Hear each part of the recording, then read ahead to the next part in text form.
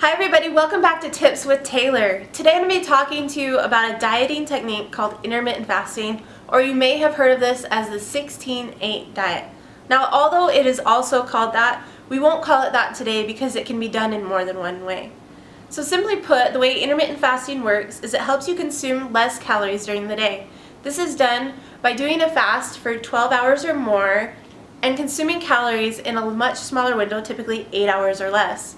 Now this would mean, say you have your last meal around 9 p.m. at night, you fast while you're asleep, which is awesome, and then you're going to fast in the morning until the afternoon and have your first meal around 1 or 2 p.m. and then go on about your day consuming your calories.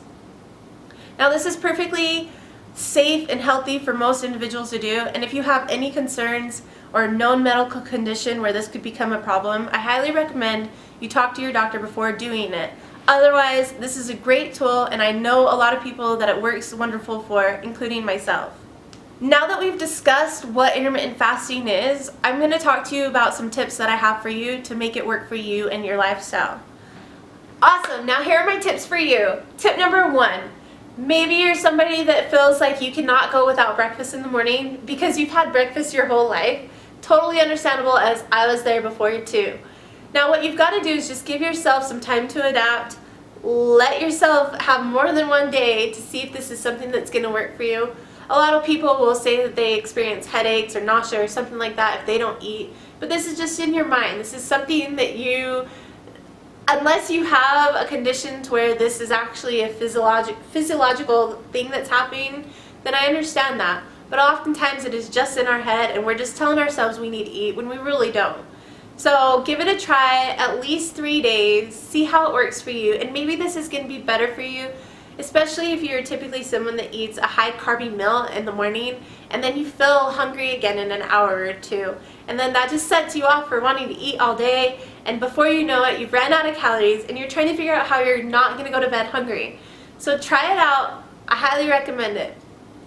Tip number 2, you may be somebody that works out in the morning and fasting does not sound good, or maybe it is really a struggle for you. Understandable. Try to fast during your sleep, have something very small before and after the gym, and then don't eat again until about 3 or 4 p.m. That way you've pushed your calories back further and you can consume those later and not go overboard. Tip number 3. So although for this to be a true intermittent fast, you won't consume any calories during your fast. But a lot of people like to have something to drink other than water, typically BCAAs, which are branched-chain amino acids, or they'll have coffee too. Now coffee is a great option if you're drinking black coffee, maybe with some stevia in it, like what I do. But if you're putting creamer and sweeteners and stuff like that in it, it's gonna put a lot of calories into your diet really fast, and that's not what we're wanting. So if you want to have your BCAAs in your black coffee, go for it.